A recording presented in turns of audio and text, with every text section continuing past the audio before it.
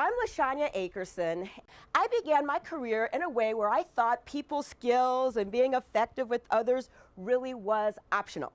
There were some skills and tools that were critical to my success that were just not part of my engineering knowledge base. I was so good in IT that they promoted me because I was a good engineer to be an engineering supervisor.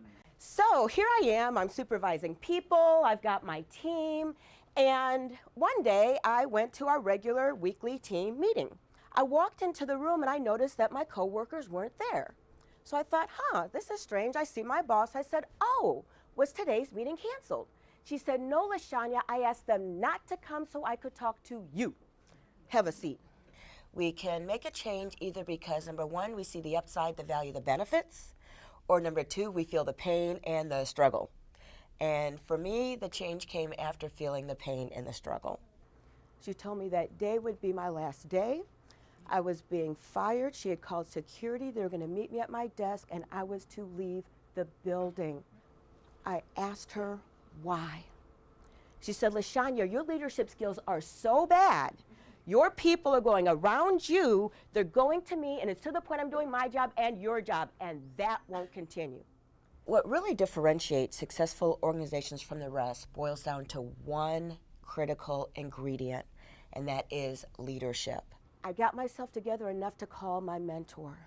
He said, now wait a minute, LaShanya, let me get this straight. Your boss is telling you your behavior is not working, and your solution is to change nothing. So he said, here's what I'm going to do. I'm going to pay for you to take training. You're going to take the training, you're going to get a job, and you're going to pay me back.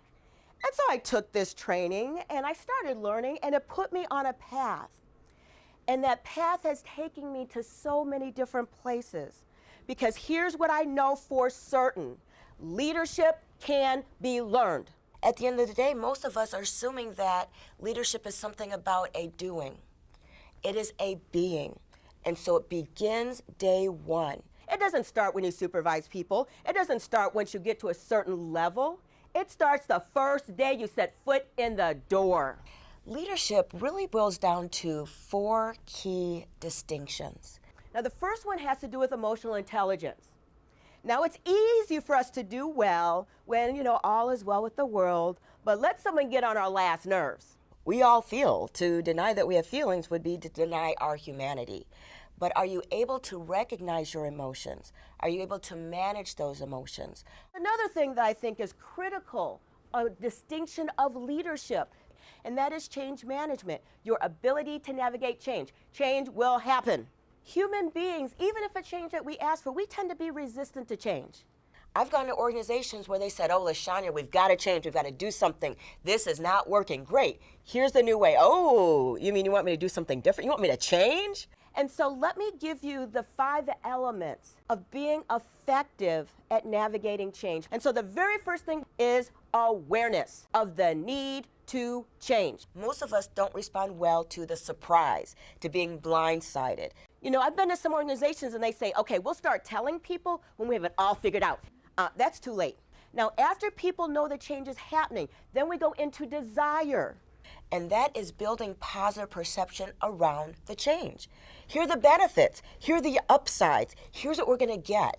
Then go into the next stage, which is knowledge. Now, this is people knowing what to do.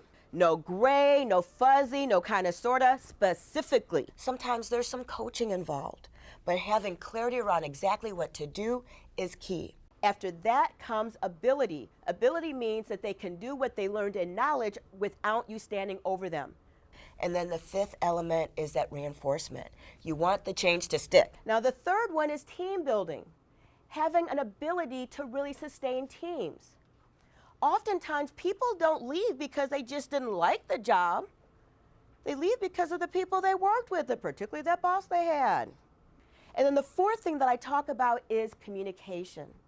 Being able to effectively communicate and get your point across in a way that allows the organization to win. Do you communicate in a way that's clear and effective, or in a way that creates chaos, misunderstandings, rework, and money wasted? How many of you have learned something valuable in just these few minutes?